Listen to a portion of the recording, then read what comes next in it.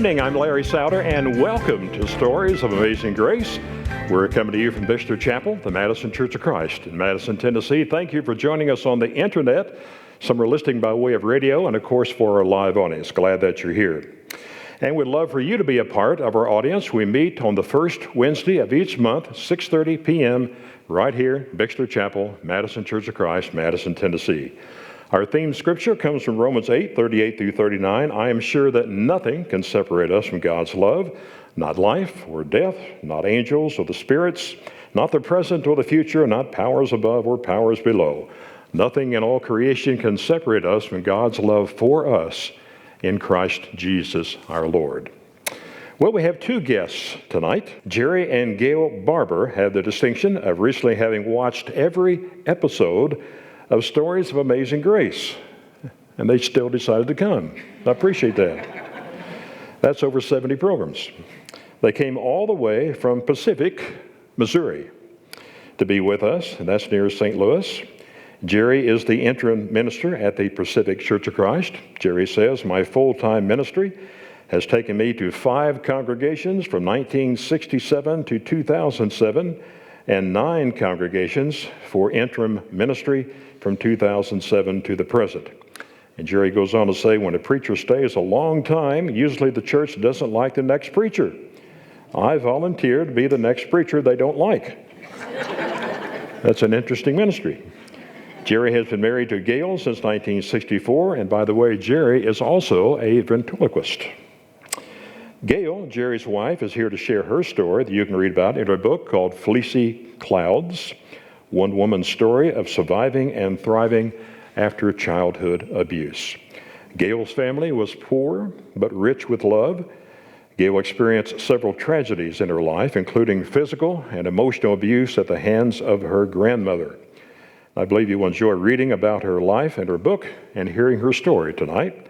And you'll meet Jerrie and Gail right after this video, highlighting some important people in her life.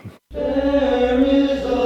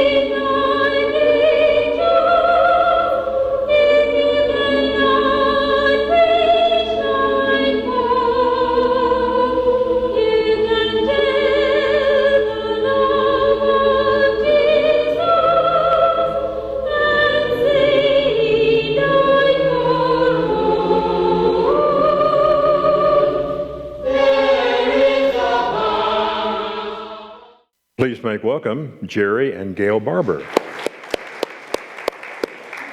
Thank you so much for being with us. I don't know where to begin. The book is full of stories, and we don't have time to cover all of those, but I would like to start with just a series of 5 pictures here. Maybe you can make a statement about each one, and then we'll get into the story and the discussion. So let's look at the first one here. This is, My who is mother this? and daddy. Daddy and Mama? Yes. And where is this located? I think that's my grandmother's house, but I'm not real sure. Okay. And the next one is your siblings. Who do we have here? Wayne, Don, Brenda, Gail, my daddy. And Wayne has some disabilities. What was his physical He was disability? born with spina bifida, and when the doctor went to correct it, he paralyzed him from the waist down. Wow. And that was an injection that did that. Yes. Is that correct? Wow. This is your family. That's us all grown up. We have a picture of you. What age do we have here? I was, I think, 4 there and 6 or 7 there. Do you remember where this was? What state or what city? I don't remember having that picture made, but the other one over there was the school picture, Right. and that was one of the most exciting days of my life. I just thought it was wonderful. And when I got to school and nobody else was excited, I didn't know why. Right. But I was, you can tell. Right. That's Childhaven Children's Home where I was reared. And how many years were you there? I was there 13 years. 13 years. This is located in Alabama? Coleman, Alabama. Okay. All right. Well, let's talk about your past a little bit. Is it true that one of the reasons you wrote the book or you went to a therapist is because you were experiencing nightmares or flashbacks or something? Or I was having a really hard time with that. I was trying to, for many years, I tried to conquer it by myself without even telling anybody, or I thought, well, I can handle this. You know, I'm a champion. That's my name. right? I can handle this. And then the older I got and the more people that were surrounding me that made me think back to the persons who harmed me. And I thought, this isn't the place for a preacher's wife. She doesn't need to be scared of the congregation. And that's when I decided to seek help, professional help. And his name was James? Or James is Jones. This is James? That's he and Jerry, yes. Uh-huh. Okay. Well, and this was, what age did you go to see him? What was that about? 40s. About In the 40s? somewhere in my 40s, yes. Why didn't you go sooner? I was just one of those people that was kind of taught to take care of yourself. Right. And What's some advice that he gave you to overcome some of these nightmares? well, he started, of course, just finding out history. Right. And then he started making me do things, like tell my story to 2 different people, made me visit a nursing home by myself. Things that really frightened me, he had me to do. Was that difficult to tell your story? It was very difficult. The visit to the nursing home, it was my grandmother, an old woman that just about killed me, almost beat me to death. And not just one time, but more. And so I was just really horrified of older women, especially if they had gnarly hands. My grandmother had gnarly hands.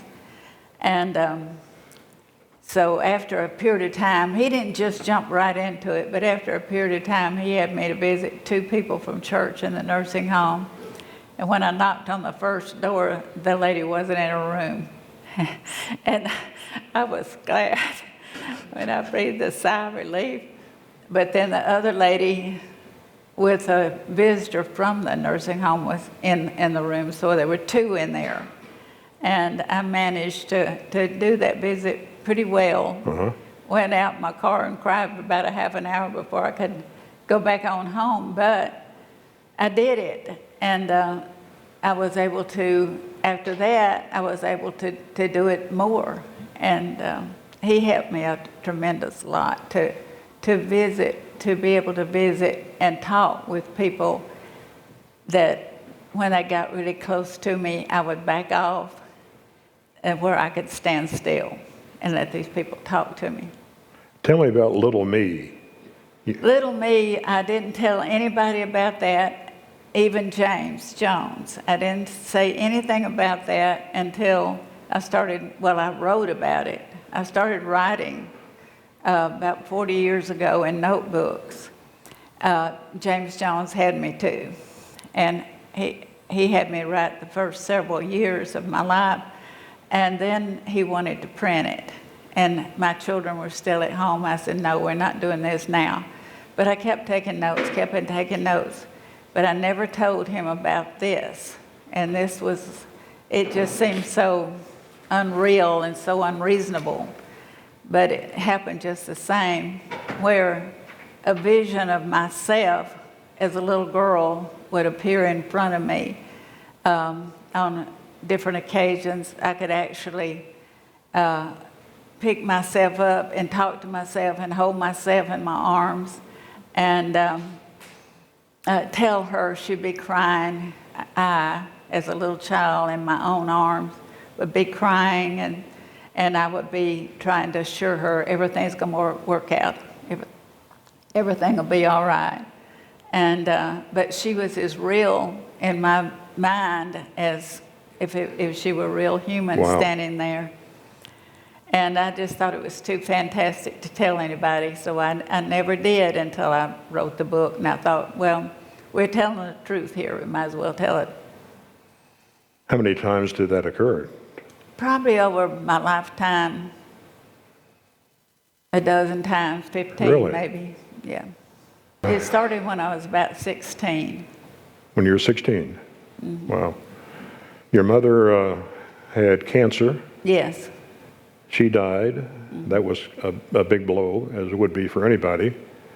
Tell me some circumstances that occurred there about a doll and about kissing her. Oh, well, Mama had died.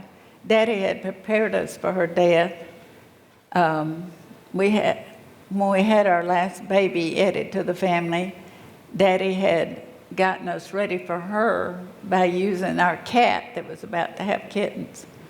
And so he was trying to explain to us that Mama was going to go to the hospital. Well, I thought she was going to have kittens too. But he said, no, she's going to have another one like us. Well, that cat, our house burned. While Mama was in the hospital, our house burned. Mm. And before Mama left the hospital with Brenda, the doctors told Daddy she had cancer and might live 18 months. And so when she got really sick, and when Daddy went to check the house that had burned, the cat was still there. So we had the cat, and I still to this day don't know if he killed the cat or if it died. I sometimes wonder if he just didn't kill it, so he could illustrate to us what death was. Because we had the entire funeral for that cat. Neighbors came, brought flowers, put the cat in a box, showing us what was going to have to happen to our mother. And so he had tried to explain that she wasn't the same person anymore, that her spirit had left, and of course we didn't understand all that, but it was a really bad experience. If people can read the book, you'll learn a lot of things not to do at a funeral when children are involved. But we had a lot of relatives and people shifting us. We children, there was 4 of us, shifting us back and forth. And I didn't know who the people were, and I didn't like them picking me up and passing me around like I was an object. I'm sure they meant well. I'm sure they did.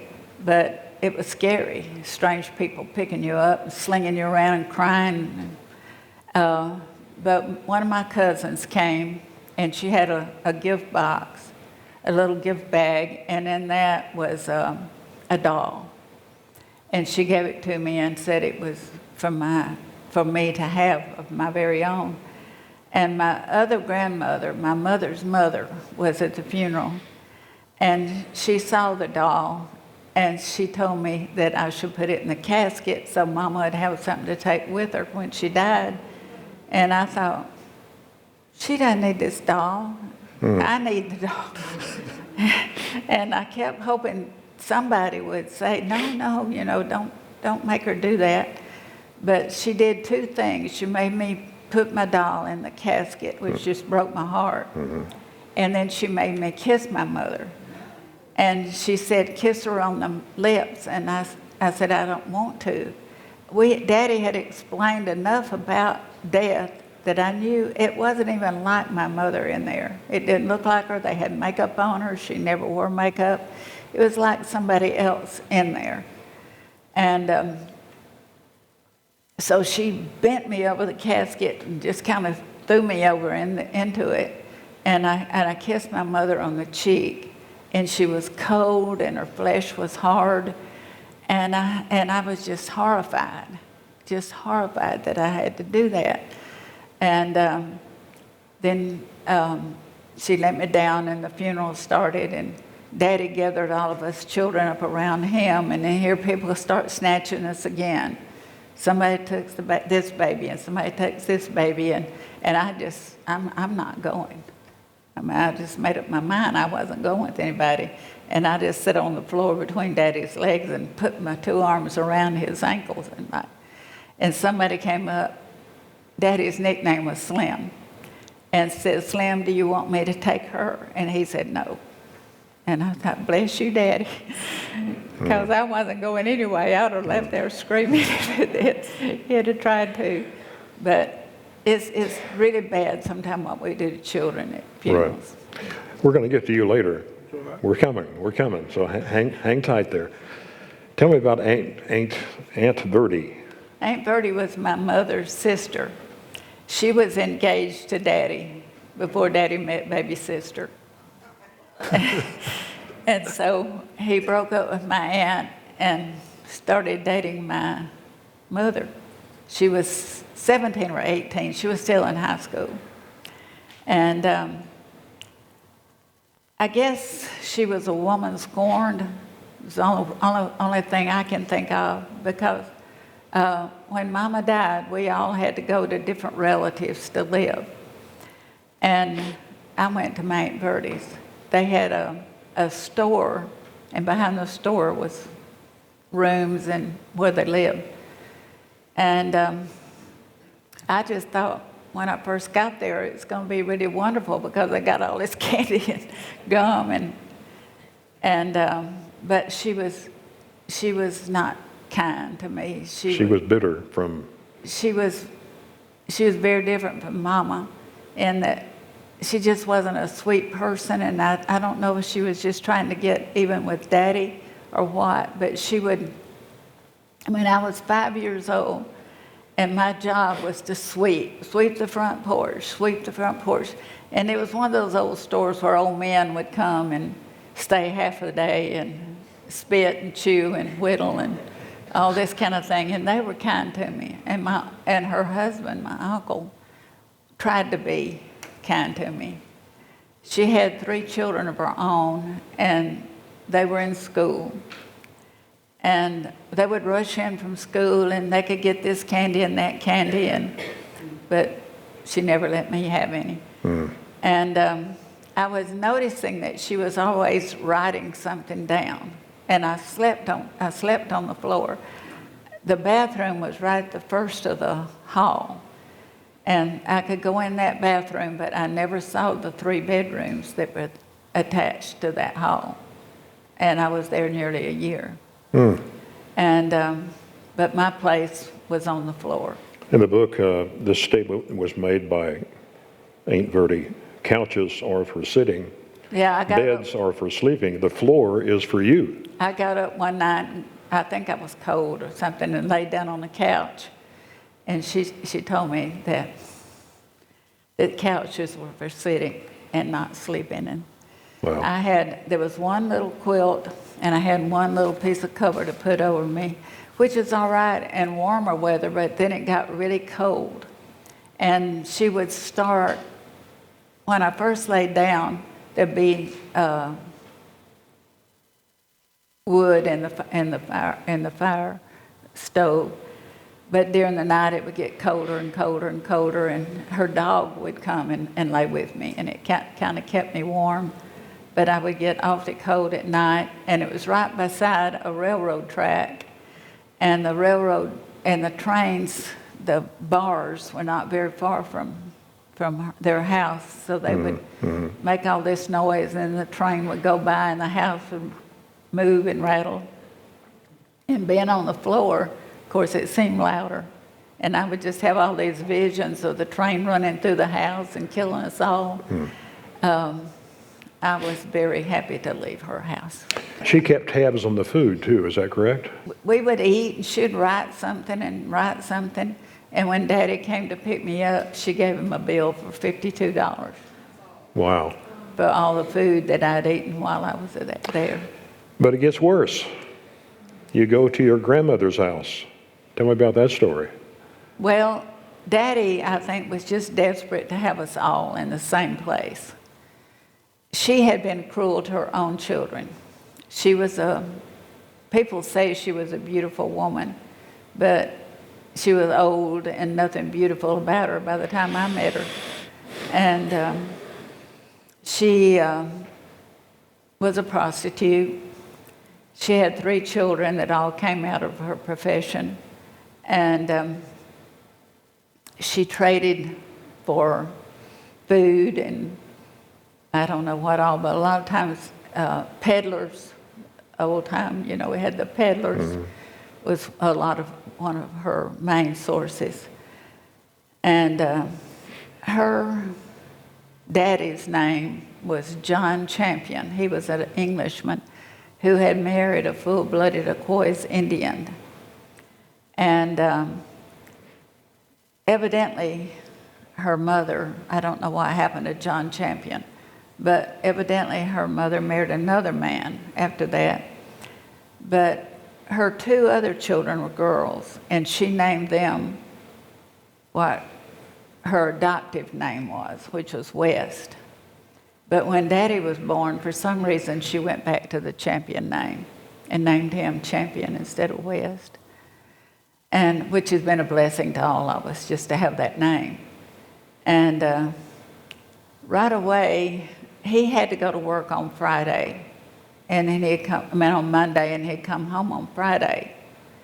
And but during the week, my little sister was still toddling, and my older brother was paralyzed.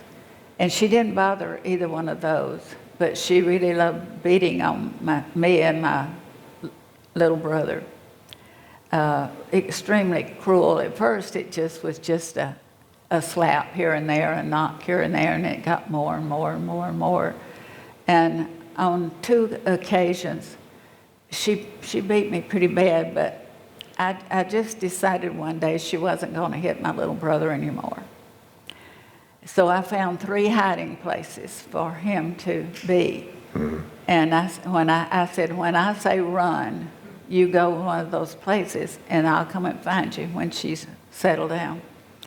And so I would stand between her and him until he could, he was 3 years old, 3 or 4, until he could run and find a place to hide, and then she'd beat me for doing it.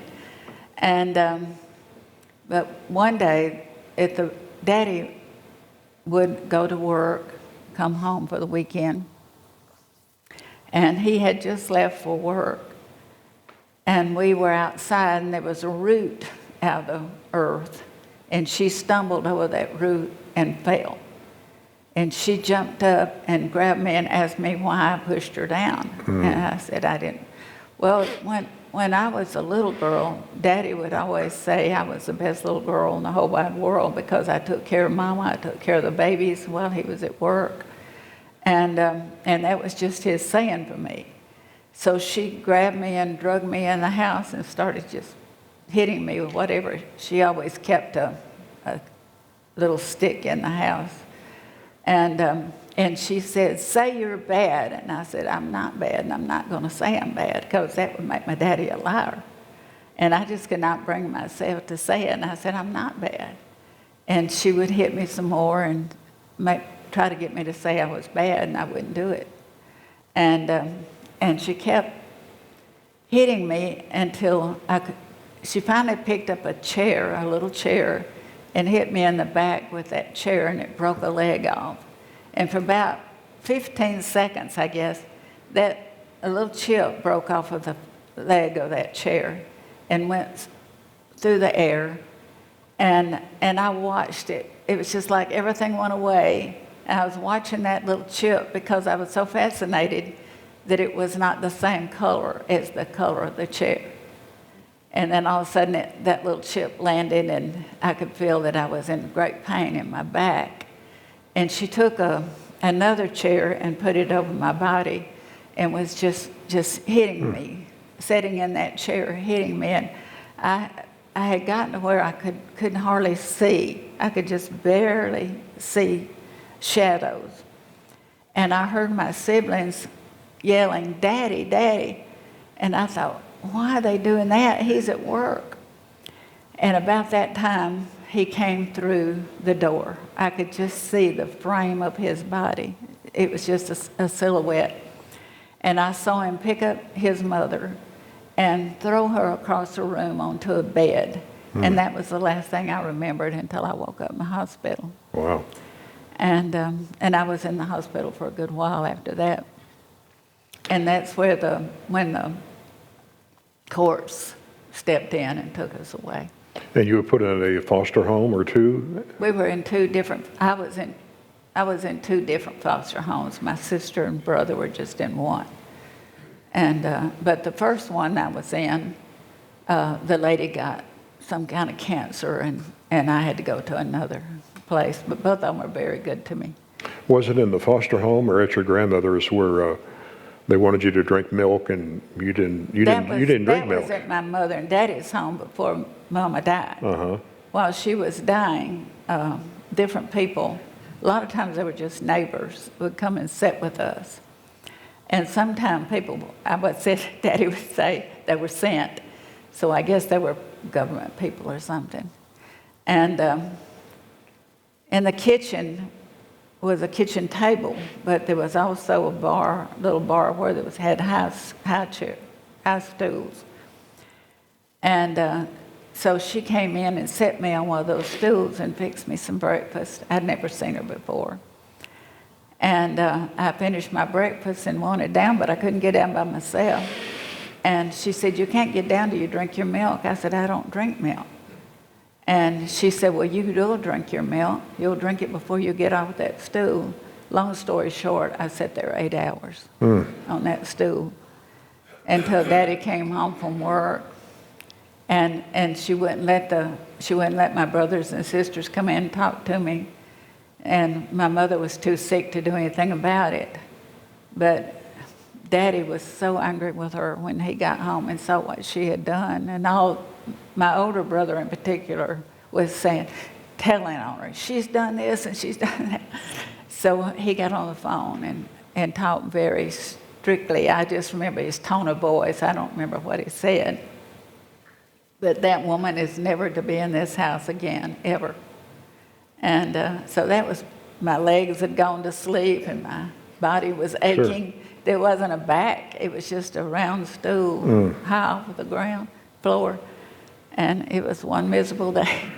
She was a horrible person. And you had some wasp stings. Yes, I was at my grandmother's. And I always wanted to show Wayne things that he couldn't see from his wheelchair. And in the back of Mammy's house was a hole in the wood. And I could, about this big, and back in there, I could see wasp nests. And I just thought it was pretty. And I was, big old red wasps, they were all moving around. And I wanted Wayne to see it. So I was going to bring it out. And they stung me until I passed out from, I guess, the poison or the fear or something. And Mammy went to a neighbor and got a dog. And that dog, they say a dog will lick out the poison. Evidently they do. And that dog evidently had licked on me all day long. And I came to, and at that point I thought it was the worst pain that anybody could ever have. But of course, her just about killing me was a little harder than that. Mm-hmm. Wow. Well, let's move to some somewhat happier times here. Childhaven Children's Home. You were taken from the grandmother's house to foster care, and We then were taken to foster care, and Daddy had to appear before court. Now, I don't really know why, but they told him, said, Mr. Champion, you cannot take care of these children. There's no way you can take care of these children. We're going to have to help you out with that. And he said, I want them to be in some kind of Church of Christ rearing. And this judge happened to know about Childhaven, which had been purchased by the Churches of Christ, but was not open for children yet. Mm-hmm. And so that's the reason we went to the other foster homes until they could get Childhaven ready for children to start coming. That was 1951. And so they had, Daddy Brock and Mother Lee, that you saw their pictures there, came to the foster home where my sister and brother were, and I was next door, and explained to us what Childhaven was, and said it's a big house, lots of children, lots of food, lots of good clothes, and love, and they explained it all, and we were so excited to go. And so on one given day, a lady picked the three of us up, and we met Daddy and Wayne at a park and had a picnic, and said bye, had a long visit with them. And Wayne always lived with Daddy. As long as Daddy lived, Wayne lived with him. And then we went on to Childhaven, and the lady said, when you see a big white long fence, you'll know we're almost there.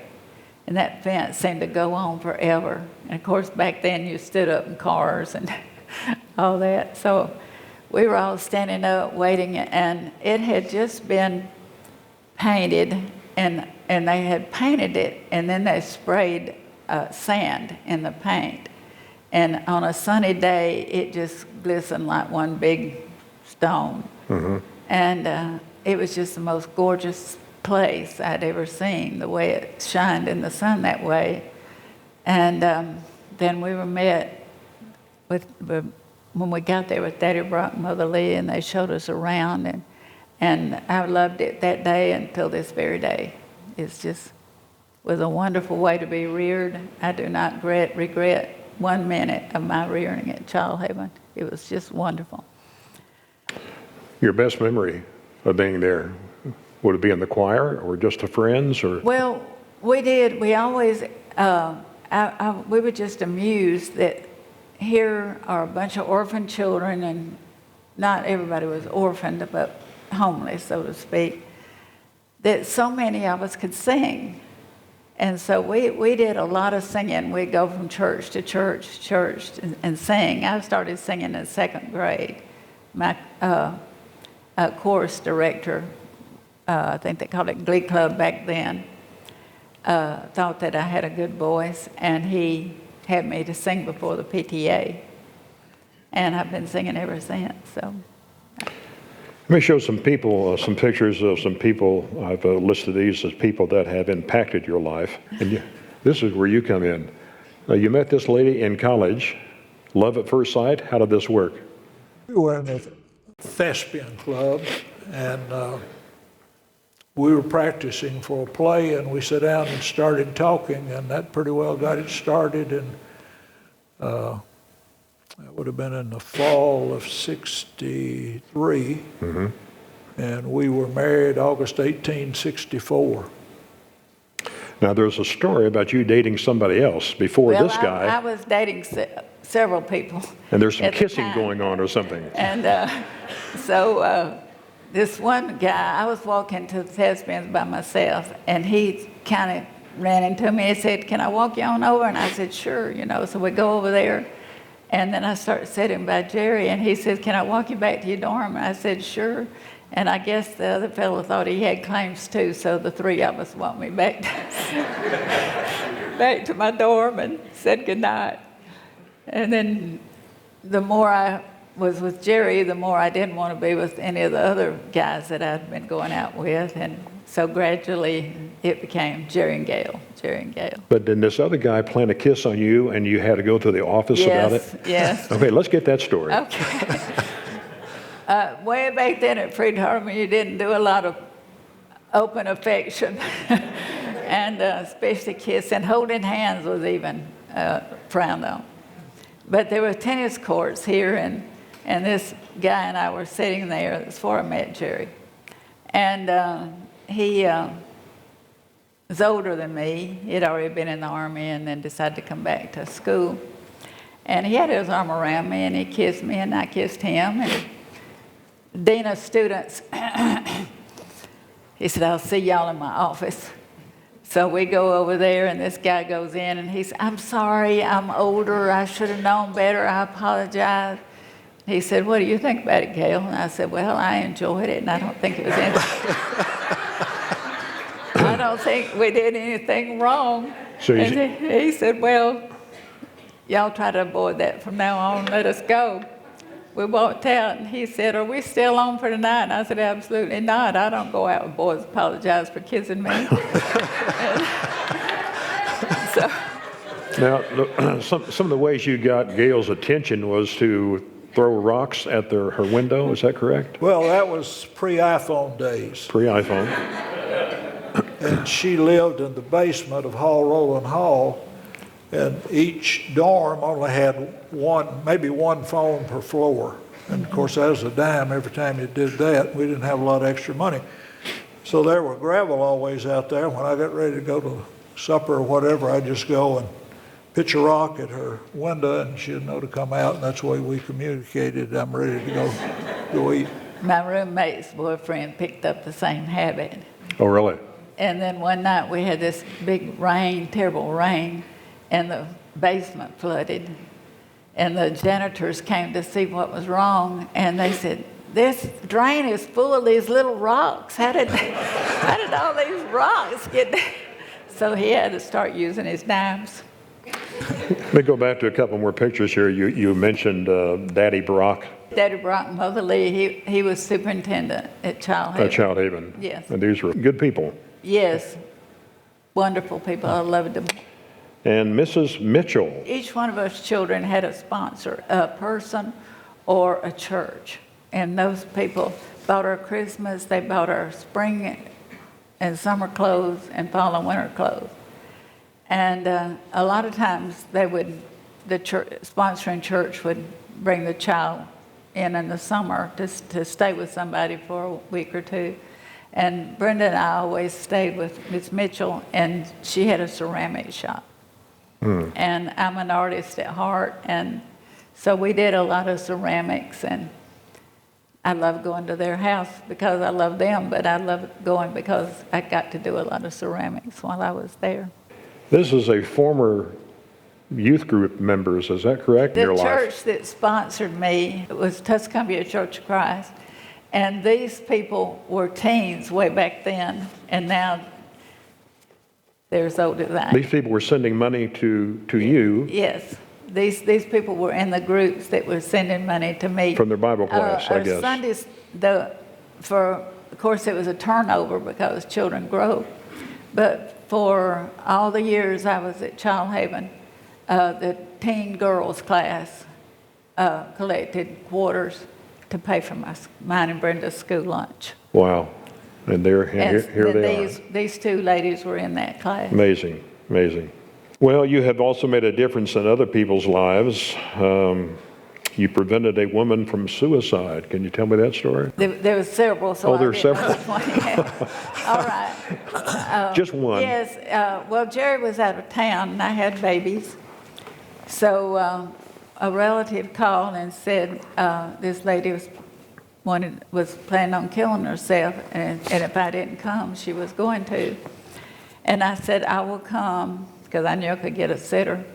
"I will come if I can bring my friend Stan, who was a policeman, with me." And they said, "No, we don't want any policemen over here." I said, "Then I'm not coming. I'm sorry if she kills herself, but she might want to kill me too. And I've got 2 babies to raise." And they called me about 5 minutes later and said, "Bring the whole police force if you want."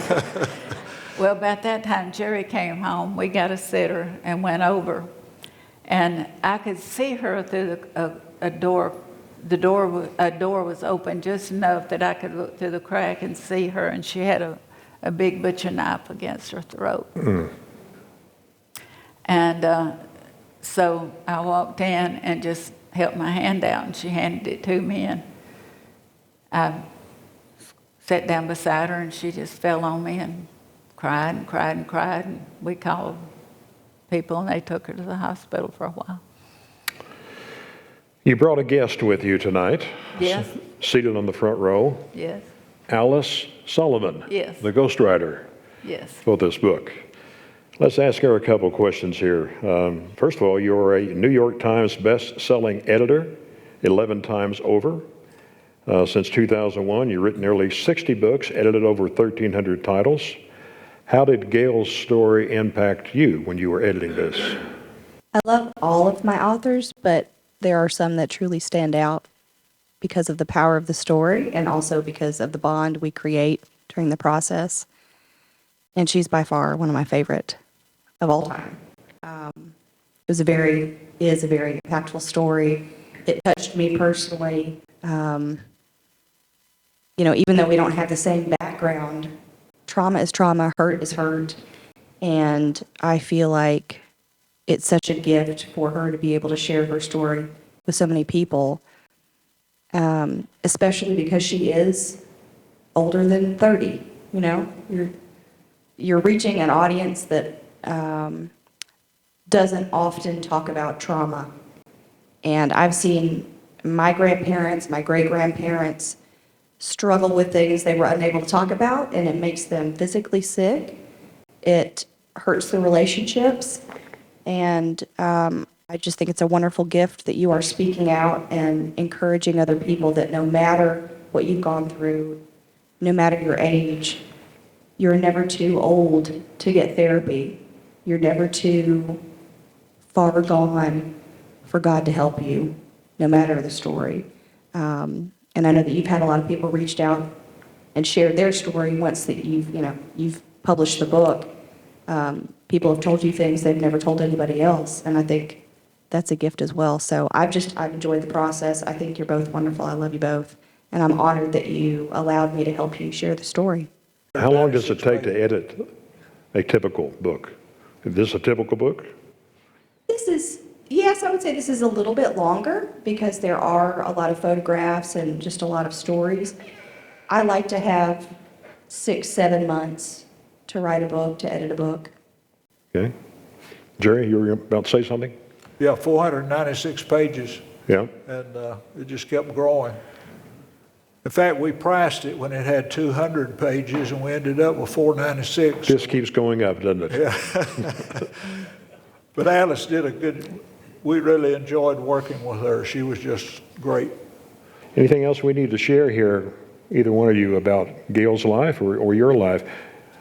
One of the things, I don't know we got exactly, but when Gail got through all of this, and one of the things, let me point this out, as we were writing, it concerned me that this might stir stuff up again and her regress, and so I checked on her, she said, I'm fine.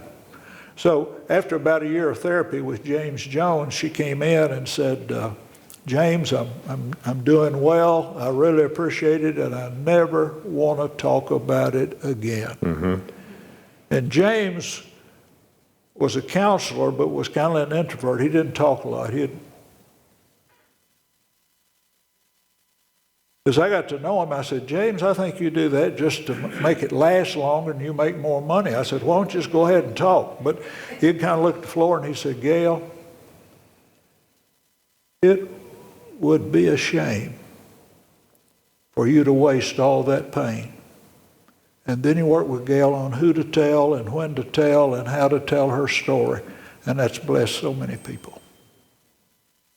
Question?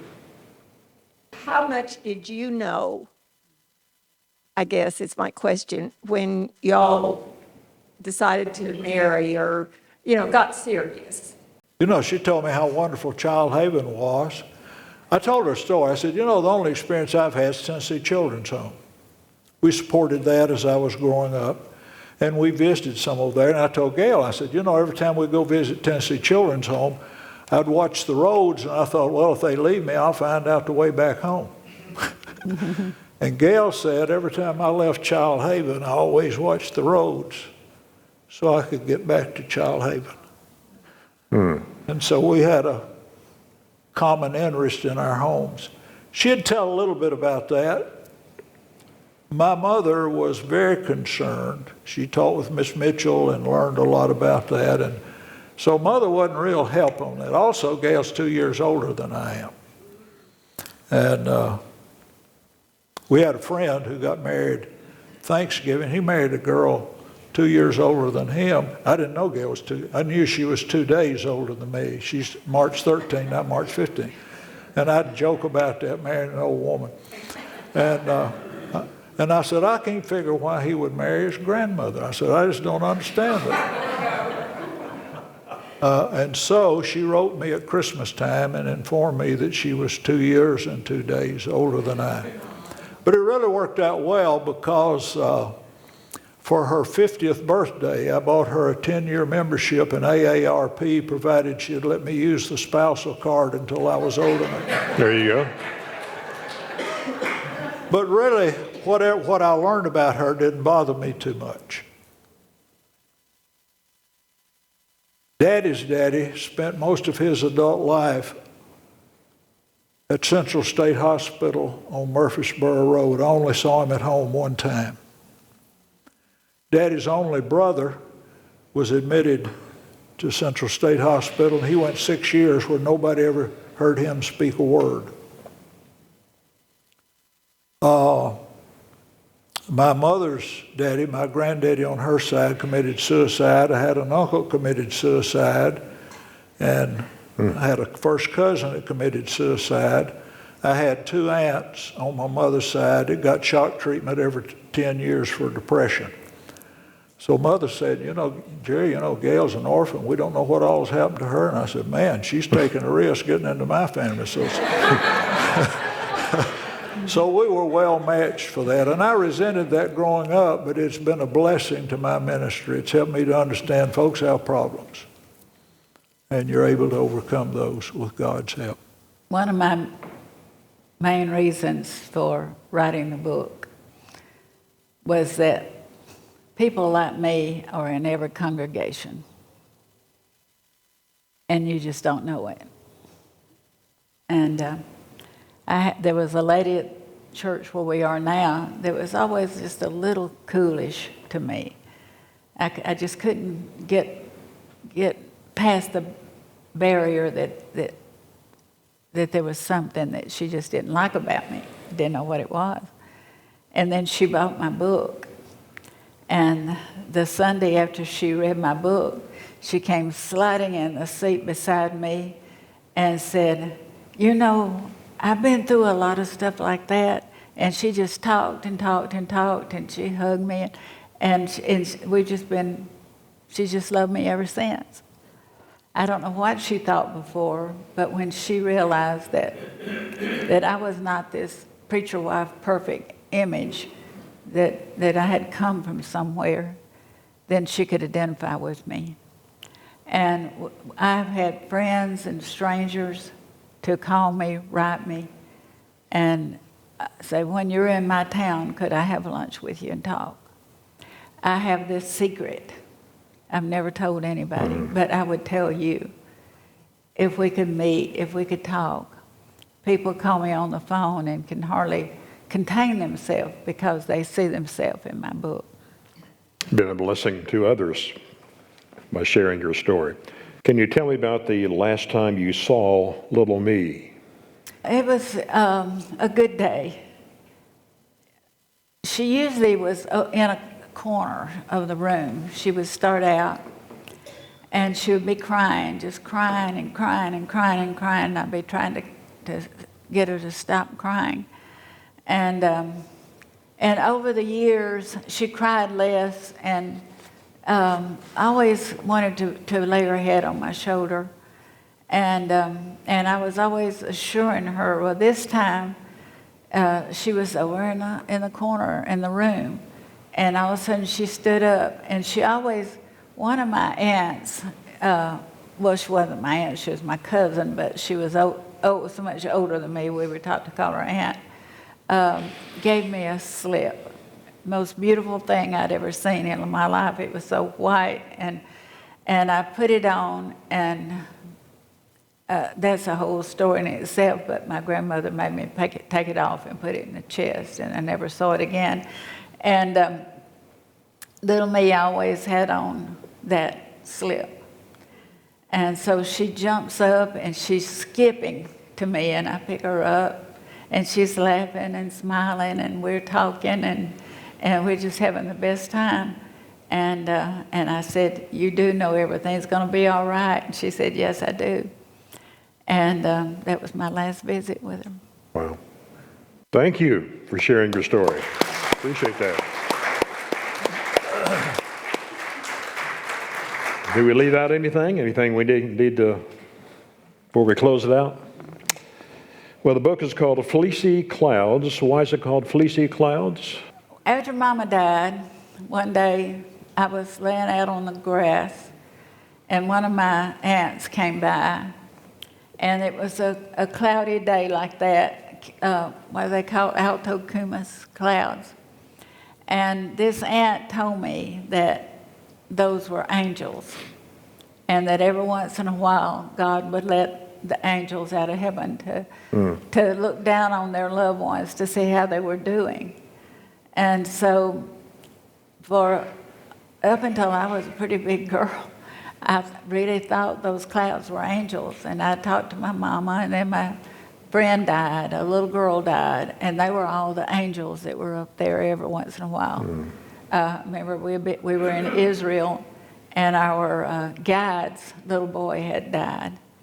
And I told him, and it was one of those days, and I told him the story about that had been told to me. And so Leo's little boy's up there. We got a lot of friends that are angel clouds now. It made me very angry when I first learned that they weren't really angels. But then I thought, that has gotten me through a lot of really bad days, thinking that she was there. And then I wasn't angry anymore. And even now, this very day, I've got lots of little angel clouds up there. Every time it's a day like that, I just think of them all. Thank you for sharing your story. We're toward the end of the book. One of your chapter begins with this quote from Joyce Meyer, and that's probably a good ending for our time tonight. No matter what has happened to you in the past or what is going on in your life right now, it has no power to keep you from having an amazingly good future if you will walk by faith in God. Those are good words to live by. Thank you for sharing your story, and we invite you to share your story with someone this week. And thank you for tuning in and watching Stories of Amazing Grace. Thank you.